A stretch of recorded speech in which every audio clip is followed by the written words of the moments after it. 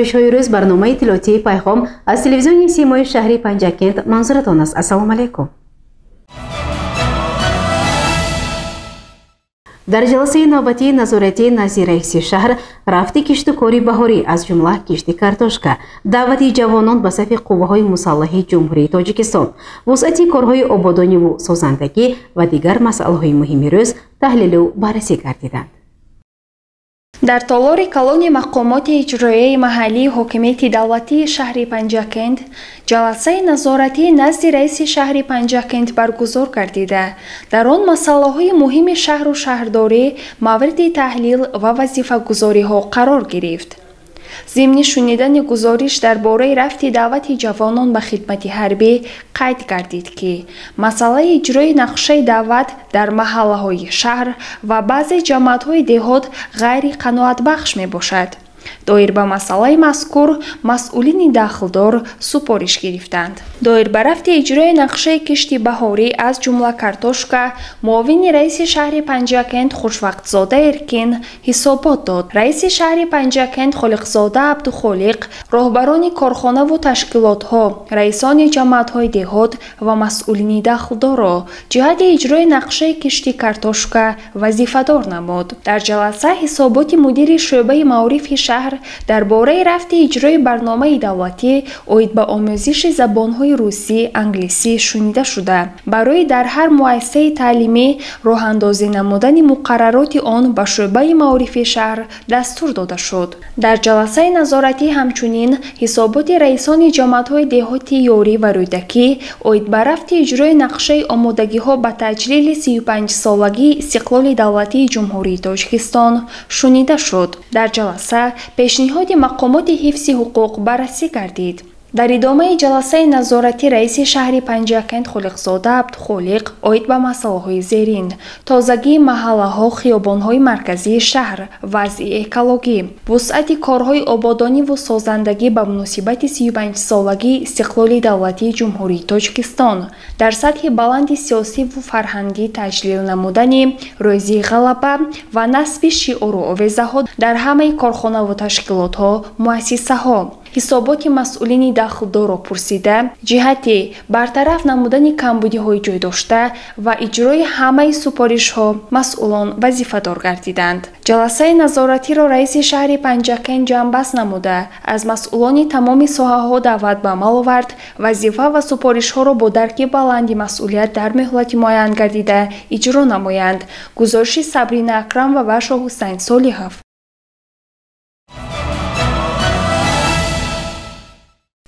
رئیس شهر پنجکent عبدالخالق خالقزاده در جریان بازدید از جماعت دهاتی سویچینه با رهبریت و فعالان جماعت وابسته به استفاده مقصدناک زمین، وسعت کارهای آبادانی و سازندگی، آباد و زیبا ساختن دهه‌های جماعت دهاتی سویچینه مشورت کاری دایر نمود. ادامه این موضوع در گزارش دیگری برنامه متوجه باشید.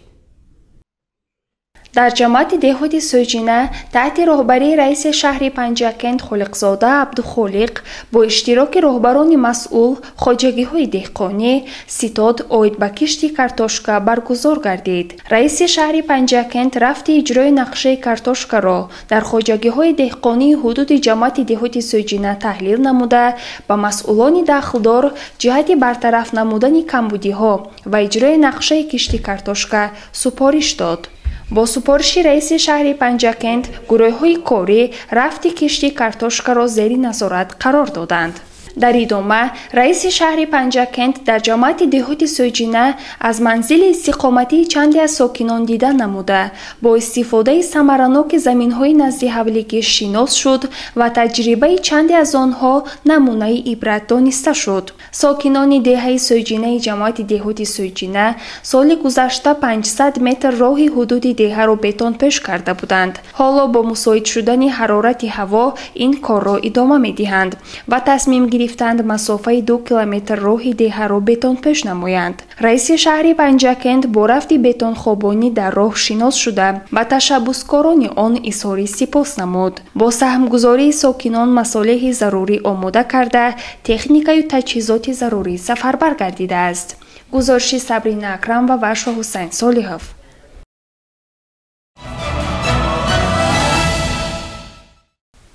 ادامه برنامه ملاقات نوبتی گروه تبلیغاتی تحت راهبری پروکورور شهر پنجکن مشاور عدلیه درجه یکم در دهه نوبات جماعت دهاتی لایق شرالی برگزار کردید. متوجه باشید با گزارش خبرنگاران ما. در طولاری مجلسگاهی دهه نوبادی جماعت دهاتی لایق شرالی بعد از تحلیل وضع فعالیتی همه‌جانبه کاری همه ساختارهای جماعت دهات از جمله مؤسسه‌های تعلیمی جلسه وسیع با فعالان جماعت دهات دایر گردید. با ابتکار اساسگذاری صلح و وحدت ملی پیشوای ملت پرزیدنت جمهوری تاجیکستان محترم امامعلی رحمان در پیام به مجلس عالی کشور سال 2024 سال معرفتی حقوق اعلام گردید. در این راستا در همه محله ها شهرک و جماعت های دهات و خوری ها و چاربینی های دیگر براه مانده شده ایستاده است. مقامات حفظ حقوق از جمله پروکراتوری شهر پنجکند یک جایه با مقامات اجرایی و حاکمیت دولتی شهر ساختارهای مقامات مأموری شهر با مقصد نظارت بر رفع اجرای قانونهای ملی، فعالیت مؤسسه‌های تعلیمی، خواجگی‌های دهقانی، فهمانیدن خطر گرایش به خرافات و عقاید افراطی گروه‌های کاری سازمان داده در جماعت‌های دهات کارهای فهماندهی و ترغیباتی را براه مانده. نتیجه های سنجش در جمعیت ها در دایره وسیع اهالی و شخصانی مسئول مورد بررسی قرار می گیرد. پس از سخنرانی معاون رئیس شهر خوشوقتزاده ارکین، پروکورور شهر مشاور عدلیه درجه یکم اسکندر رحمتزاده عاید به نتایج سنجش گروه کاری از جمله پیشگیری گرایش به عقیده‌های افراطی، خطر عمل‌های تروریستی و اکستریمیستی سخن کرده، نکته‌های اساسی قانون‌ها درباره تنظیم عنعنه و جشن و مراسم در جمهوری تاجیکستان درباره مسئولیت پدر و مادر در تعلیم و تربیت فرزند را به حاضرین شرح داد. اینچنین از حاضرین خواهش کرده شد که درباره درمانی خوانندگان به درس از خود نمودن برنامه‌های تعلیمی رهبران جماعت دهات و خواجگی‌های دهقانی به اجرای سری وقتی نقشه کشتی بهاری دقت مخصوص دهند.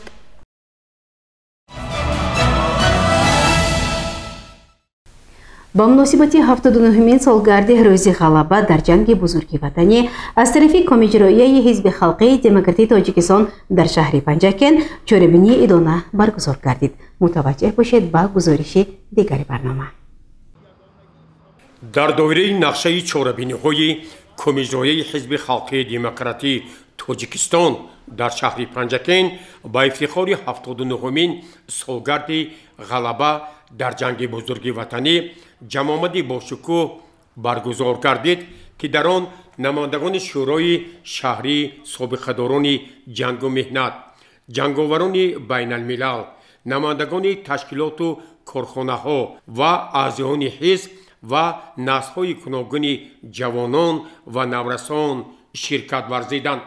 این جمعیت با شکوه ادانه را مدیر شعبه اطلاعاتی و ترغیباتی کمیته حزب خلقی دموکراتی تاجیکستان علیشیر مطربوف حسنی آغاز بخشید و درباره اهمیت تاریخی پیروزی مردم شوروی از بالای فاشیسم در سالهای جنگ بزرگ وطنی سخن گفت و حاضرین را با این سنه فرخنده صمیمانه تبریک و مبارکباد نمود. معاون رئیس کمیته حزب خلقی دموکراتی تاجیکستان در شهر پنجکن مرادزاده مستانه ضمن سخنرانی خویش تاکید نمود که واقعا هم جنگ بزرگ وطنی پیروزی مردم سابق اتحاد شوروی اشتراک نمایندگان جمهوری تاجیکستان در این نبردها علیه اصطلاحگران فاشیسم در تاریخنامه کشور صاحب استقلال ما و دیگر جمهوری های سابق اتحاد شوروی با حرف های زرین ثبت شده است. با مرور 79 سال غلبه در جنگ بزرگ وطنی ما نسل های امروزه باید از بابایان و پدران شهرتمند و قهرمان خویش افتخار نماییم. خاطره آنها را گرامی داریم.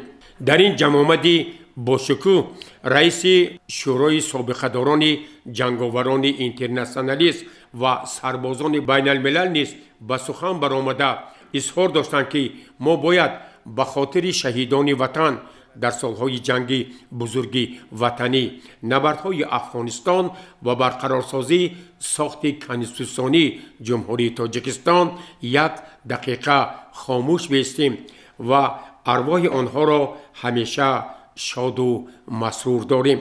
در این جمع آمد باشکوه رئیس شورای سابقه‌داران کمیسیون حزب خالقی دموکراتی تاجیکستان حمید خالوف تاکید نمود که ما امروز از سابقه‌داران افتخار داریم، زیرا آنها همیشه در پهلوی رهبریت شهر و کمیسیون حزب خالقی دموکراتی تاجیکستان قرار داشته برای ترغیب و تشویق سیاست رهبریت دولت و حکومت جمهوری تاجیکستان، خاصه دستور و سپارش‌های اساسگذار صلح و وحدت ملی پیشوای ملت رئیس حزب خالقی دموکراتی تاجیکستان محترم امام علی رحمان سهمی ارزنده دارند.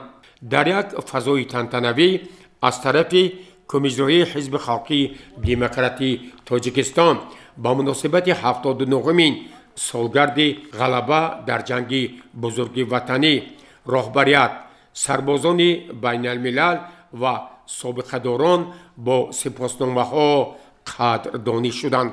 در خاتمه این جمع آمد پرشکوه ایدانه مدیر شعبه اطلاعاتی و ترغیباتی کمیسیون حزب خالقی دموکراتی تاجیکستان علیشیر مطربوف بار دیگر اظهار نمود که ما نسل‌های امروزه از وطن آزاد و صاحب استقلال سیاست سازنده اساسگذار صلح و وحدت ملی پیشوای ملت پرزیدنت جمهوری تاجیکستان محترم امام علی رحمان، راهبران ولایت سوات و شهر پنجکین در سمت رشد و آبادانی، بلند برداشتن سطح زندگی مردم شکرگزار باشیم.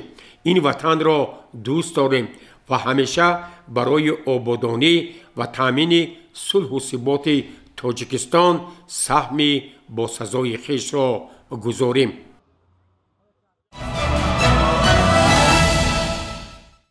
ادامه برنامه اطلاعاتی پیغام. با افتخار 79 سالگی غلبه در جنگ بزرگ وطنی از طرف شورای سابقه‌داران جنگ و مهنت چند نفر شخصان معیوب و پیرانسال مورد عیادت قرار گرفتند.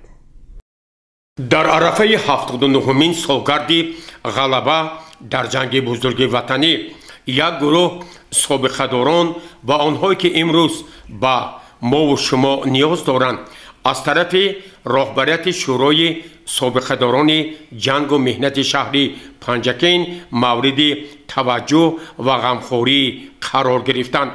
رئیس شورای سابقه‌داران جنگ و مهنت شهر پنجکین ابوالقل رضایف نخست به منزل سابقه‌دار مهنت بوران خورسندوف تشریف آورده با او تحفه ادانه تقدیم کرد و با روز غلبه شادباش گفت.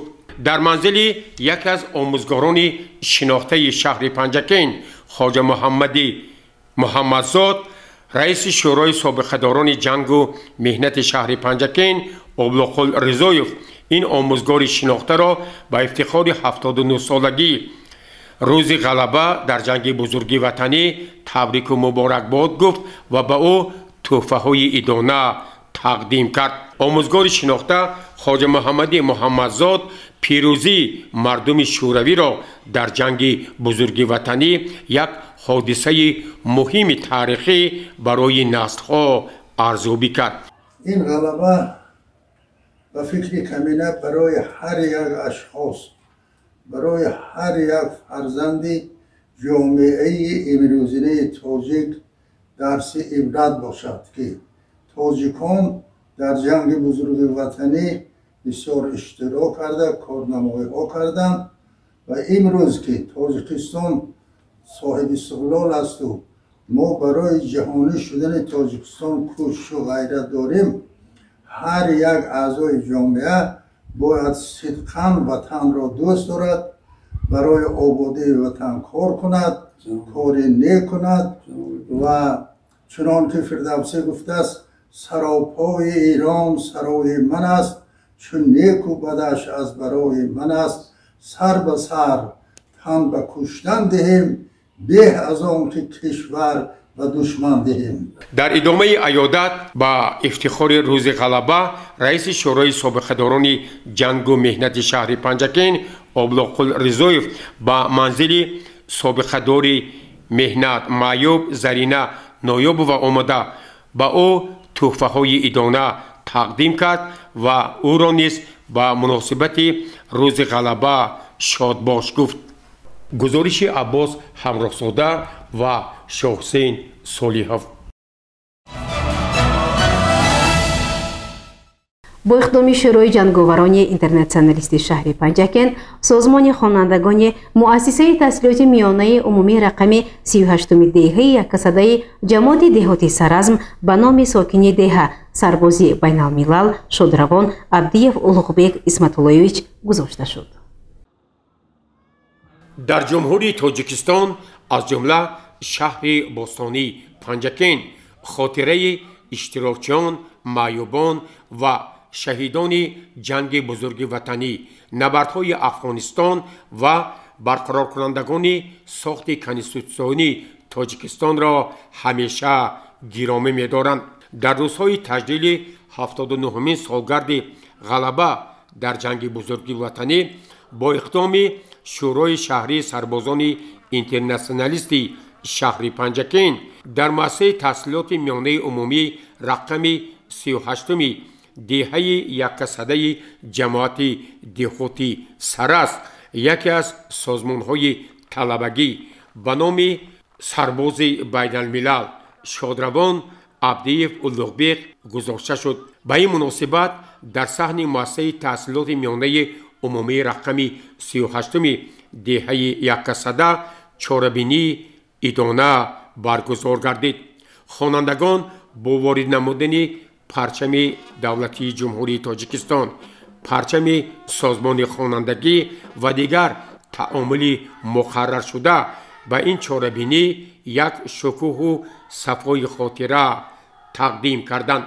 درباره پیروزی مردم شوروی در جنگ بزرگ وطنی، سهم سربازان بین الملل در نبردهای افغانستان و دیگر فرزندان برآمند ملت، نماینده مقامات اجرایی محلی حاکمیت دولتی شهر پنجکین علیم خان کلانوف به سخن برآمده حاضرین را با سنه فرخنده 79 سالگی غلبه در جنگ بزرگ وطنی تبریک و مبارکباد نمود و اظهار داشت که از طرف مقامات اجرایی محلی حاکمیت دولتی شهر پنجکین جهت گرامی داشت شهیدان وطن، دستگیری اهل خانواده های آنها پیوسته تدبیرها اندیشیده می شوند. رئیس شورای جنگاوران اینترنشنالیستی شهر پنجکین علیبای براتوف به حاضرین اطلاع داد که واقعا از طرف شورا جهت گرامی داشت خاطره شهیدان جنگ افغانستان کارهای مشخصی انجام داده شد.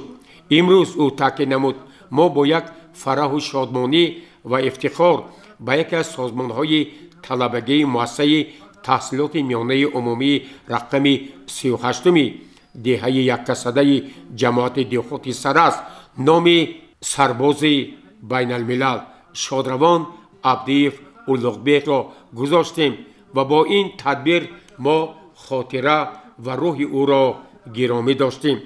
همینطور به مناسبت 79مین سالگرد غلبه در جنگ بزرگ وطنی و مراسم نامگذاری به سازمان طلبگی اینجا از طرف آموزگاران و خوانندگان برنامه خیلی وسیع ادبی و فرهنگی و حربی وطن دوستی نمایش داده شد.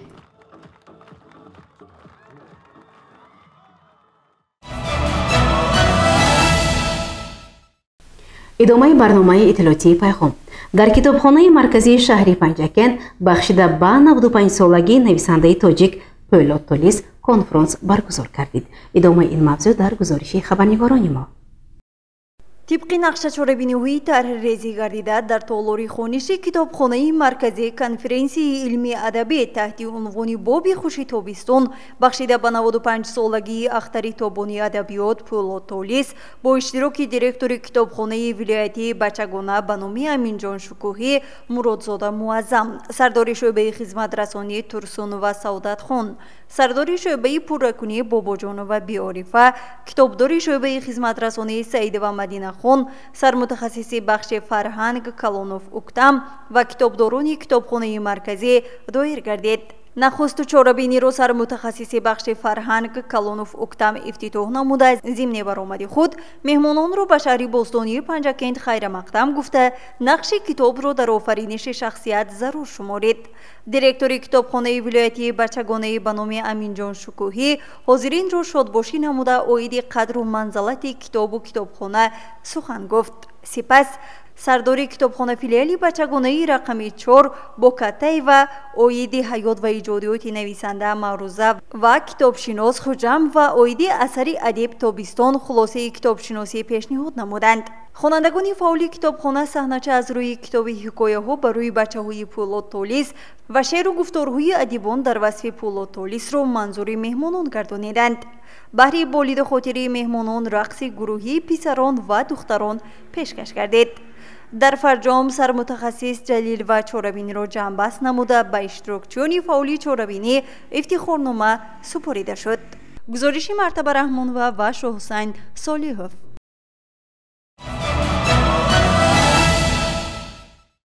راهبریت و کارمندان بخش فرهنگ شهر پنجکند نسبت وفات کارمند بخش مطرب انسامبل نوایی پنجکند حکیم جان احرارов به اهل خانواده، فرزندان و پیوندان تسلیت و همدردی بیان می نمایند. بینندگان گرامی، در همینجا برنامه اطلاعاتی پیغام به پایان می رسد. برای هر یک شما سلامتی را خواهانیم. خیر، شاد و پیروز باشید.